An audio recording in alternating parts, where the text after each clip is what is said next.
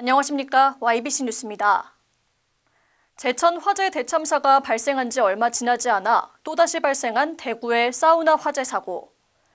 부상자 1명이 추가로 숨지면서 사망자가 늘어가는 가운데 경기도에서도 연달아 불이 나며 겨울철 화재 사고에 경각심을 불러일으키고 있습니다. 경기도 내 크고 작은 화재 현장 권희영 기자가 전해드립니다.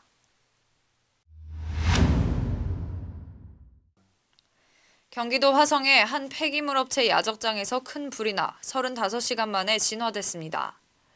지난 15일 오전 5시 50분경 화성시 남양읍의 한 폐기물 처리 업체에서 삽시간에 번진 불로 인명피해는 없었으나 해당 업체의 건물 2개 동과 인근 공장 건물 2개 동이 모두 불에 타 소방서 추산 1억 9천여만 원의 재산 피해가 났습니다.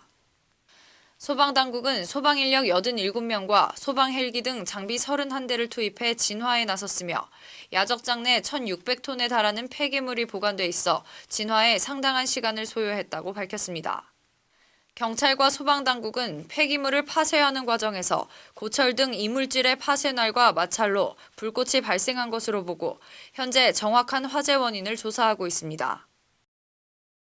16일 오전 7시경에는 경기도 성남시 수정구의 생수 보관용 창고에서 불이 났습니다. 다행히 인명피해는 없었지만 컨테이너 2개 동이 불에 타고 기숙사 건물이 그을려 소방서 추산 5,500만 원의 재산 피해가 났습니다. 소방당국은 컨테이너 내부에 달린 연기감지기가 작동했다는 민간 보안업체 관계자 진술을 토대로 누전일 가능성이 크다고 보고 정확한 화재 원인을 조사하고 있습니다. 같은 날 저녁 8시 45분, 용인시 처인구 남사면의 1층짜리 다가구 주택에서도 불이 났습니다. 이 불로 집안에 있던 46살 오모 씨가 얼굴에 화상을 입어 병원으로 옮겨졌으며 건물 내부와 집안에 있던 가재도구 등이 타 소방서 추산 4,600여만 원의 재산 피해가 났습니다. 경찰과 소방당국은 화장실에서 화염이 보였다는 목격자 진술을 토대로 정확한 화재 원인을 조사하고 있습니다. 18일 오전에는 성남시 신흥동 상가와 수원시 영통구 신동의 한 도금 처리 업체에서 화재가 발생했습니다. 오전 2시 43분께 신흥시장 상가 건물에서 발생한 불로 1층 방앗간과 2층 고시텔에 있던 거주자 16명이 밖으로 대피하는 소동이 일었으며 다친 사람은 없었지만 방앗간과 옆 마트 일부가 불에 타 3천만 원의 피해를 낸 뒤 30분 만에 꺼졌습니다. 6시 40분경에는 수원 영통구 신동에 있는 지상 2층 규모의 도금 처리 업체 공장에서 화재가 발생해 건물 내부와 전기 설비, 도금용 설비 등을 모두 태우고 1,900만 원의 재산 피해를 낸 뒤 꺼졌습니다.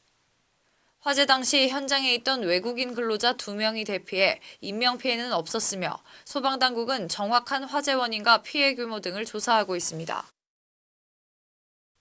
작은 불씨에서 시작된 화재는 막대한 재산 피해를 발생시켰는데요. 어제 새벽 내린 눈과 비로 건조특보는 해소됐지만 올겨울 건조주의보 일수가 30일이 넘어가는 등 유독 건조한 날씨가 이어지는 탓에 불씨 관리에도 계속해서 유의하셔야겠습니다.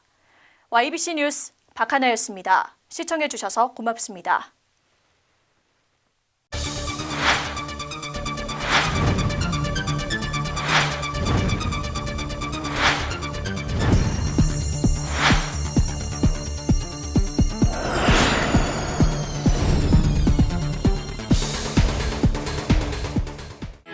지금 평택의 새로운 시대가 열립니다.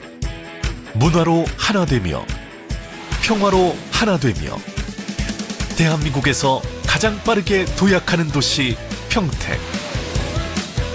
혁신적인 일자리와 자연 속 휴식이 공존하는 도시. 행복한 도시. 건강한 도시. 평택이 희망찬 미래를 열어갑니다.